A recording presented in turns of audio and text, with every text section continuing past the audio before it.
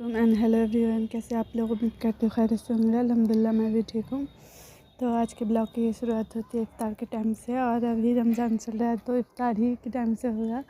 और शहरी में मतलब टाइम भी नहीं मिल पाता और फटाफट से करना होता है ना, और तहज्जुद भी पढ़ना होता है, फजर की नमाज़ भी पढ़नी होती है। तो मैं इफ्तार की तैयारी कर रही थी।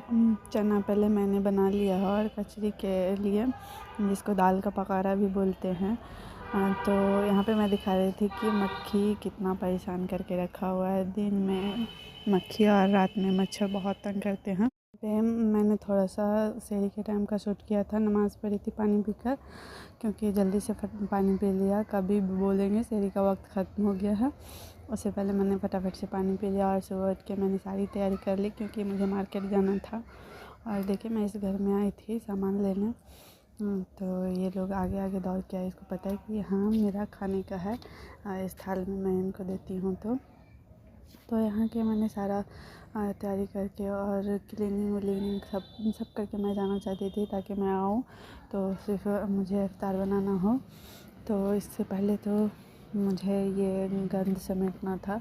किचन को चाहे जितना भी क्लीन करो, पर हर दिन ही गंदा होता है और इतना भयंकर का मेसी होता है ना, कि कभी कभी तो मेरी हिम्मत ही जवाब दे देती है कि कहाँ से शुरू करूँ।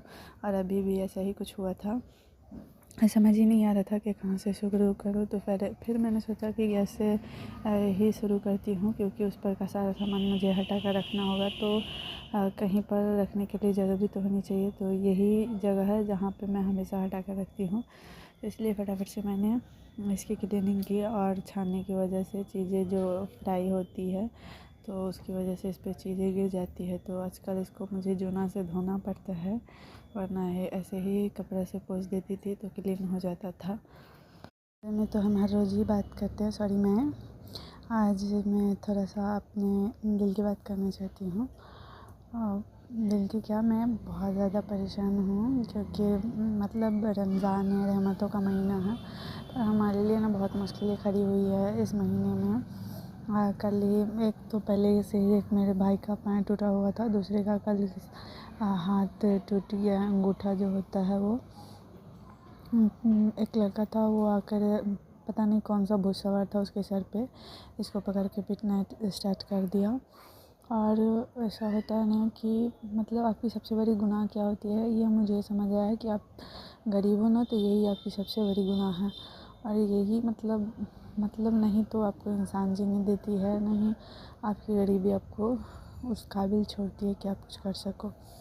तो ऐसा था कि इसको मारा भी, तो वहाँ पर के लोगों ने तो गवाही ही दी कि इसको पहले उसने मारा, और क्यों मारा कुछ समझ ही नहीं आया। बस आया और उसने पीटना स्टार्ट कर दिया।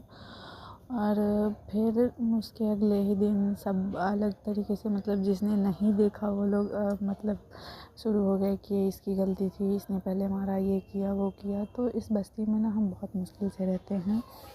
इस बस्ती में ऐसा कोई नहीं है जो हमें देखना पसंद करता हो। और मतलब जहाँ तक मैंने तजुर्बा किया है ना, सबको पता नहीं, हम थोड़ा सा खुश भी रहते, थोड़ा सा कमाने भी लगते हैं।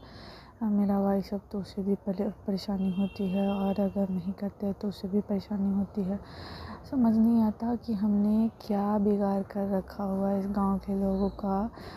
मतलब मुझे तो ऐसा लगता है इस दुनिया में ही हमारा कोई नहीं है, ऐसा मुझे कभी कभी लगता है। इस कदर है, कभी लोग यहाँ के परेशान कर देते हैं, समझ नहीं आता क्यों पीछे पड़ जाते हैं हर दफ़ा।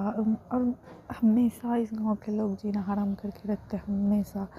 ऐसा नहीं कि आज मतलब कोई भी मौका नहीं छोड़ते हमें तंग करने का, हमें जलील करने का, हमें सुनाने का। समझ ही नहीं आता कि हमने इसका क्या बिगाड़ा है। हम किसी के घर जाते भी नहीं हैं, किसी के मतलब मामले में टांग भी नहीं अड़ाते, फिर भी आकर हमारे पास और हम पे ही मतलब चिल्लाने बोलने लगते हैं। तो इन लोगों का कल वैसे ही टेंशन चल रहा था, और ये 2 दिन पुराना वीडियो है, तो मैंने थोड़ा सा शूट किया था। और ये अभी रमज़ान चल रहा है, तो सहरी से इफ्तारी से सहरी यही शूट होता है। और इसमें मुश्किलें होती हैं ना, तो कुछ प्रॉपर शूट करने का भी नहीं चाहता। हम कल जुमा था, और मतलब जुमा से ही पहले ये सब कुछ हुआ। तो सब के लिए मैंने कपड़ा भी निकाला हुआ रखा हुआ था, पर किसी ने कुछ नहीं पहना, सब मतलब टेंशन में थे। और ऐसा था ना कि ये आखिरी जुमा होगा, खैर आज के ब्लॉग में इतना है, फिर मिलते हैं।